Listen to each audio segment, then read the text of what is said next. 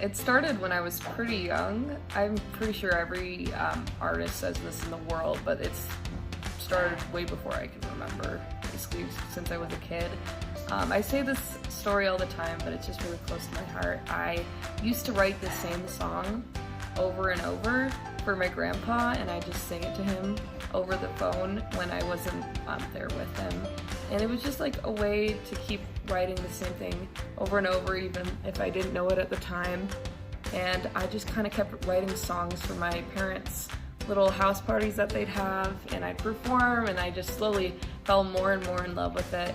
And then I did a piano recital and got up and sang Here Comes the Sun, and that's just kind of where it really took off, I guess. That's where my mom got me a singing coach, so yeah, that was the first thing.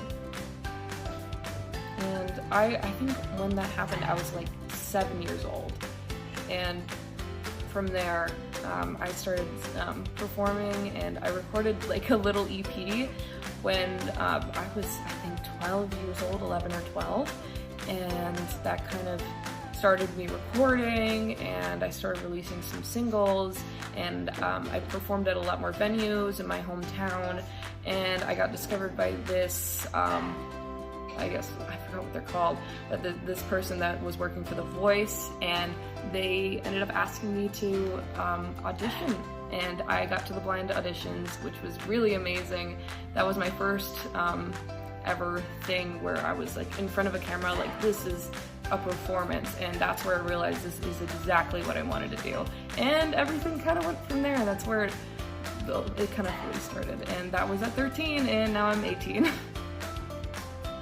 Inspiration is what you brought to it. Well, I think I was around 14 or 15 years old. I think I was 14, and I was talking to Aiden over Instagram DM. We were kind of bonding over music and such, and he thought I lived in LA, but I was like, hey dude, I live in New York right now, because I was in New York for a year when I was 13 to 14, and he was like, shoot, I still really would love to write with you. And I'm like, oh, I'm actually going to LA for The Voice at the time. I think I was like 13.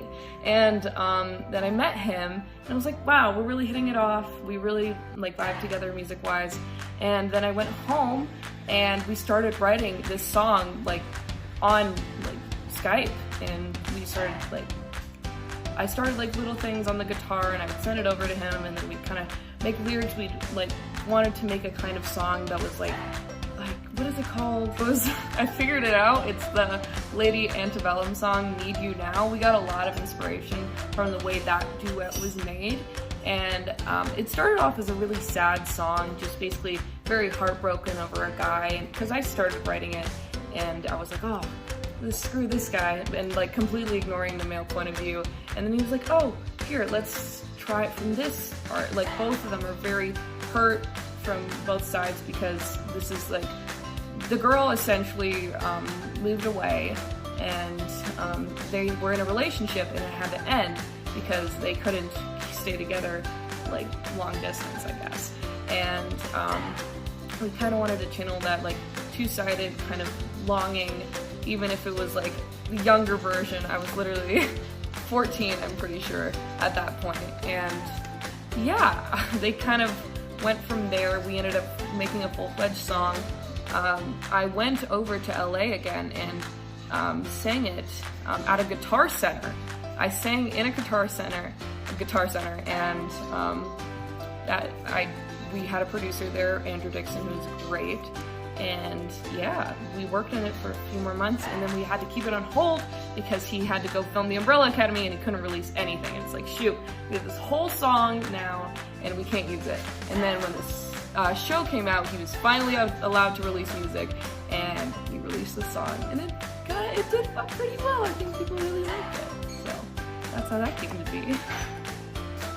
Did or has COVID-19 affected your work in any way? I think COVID-19 has really affected a lot of younger people a lot. It's just one collective trauma, essentially, where there's no way you haven't been affected by this. I think it's affected me in ways like that have completely fluctuated throughout the entire pandemic. Like at first I was writing like constantly. I was like, oh, I finally have a break. I have a break to write. Oh my God, everything's flooding out of me. And then as soon as like 2 months in, I just hit a wall. There was nothing. I couldn't do anything. And I could write little like snippets of a song, could never finish them. And I was just stuck there. And I don't know, it kind of goes up and down. Like, it's still happening. Now I get to work with people more in person now, which has been really great. But while it was online, I was really like, I lost my self-confidence in my writing ability, because I usually bond with people in person. It was really hard to connect with people through a screen, because you couldn't get to know them as well. They were just like, sometimes they'd have their camera off and you were trying to write with them and you're like, what the hell? How am I supposed to write anything? And no one could collaborate well, and somehow we figured it out eventually. I wrote my latest single, Make It Out Alive, entirely online essentially. And we did it on Zoom, me and 𝐯𝐤𝐬𝐜𝐿, who is incredible. And we got that done in like a week or two, which would have been unthinkable to me. Just, I think at that point it was like quite a few months after the pandemic first started. So I've had a lot of experiences with it. I've been affected by it in a lot of different ways, mostly inspiration-wise. But I think I've gotten through it, and now I'm allowed to connect with people in person, and hopefully I'll kind of get that spark in co-writing more vividly back. If music didn't come forward, what would have been your second option? Oh, I had a lot of trouble with this while I was younger and doing music, because when I was 13 and I was doing the voice, I was like, oh my God, how could I do anything else? And I thought of nothing for like the next 2-3 years, actually for a very long time.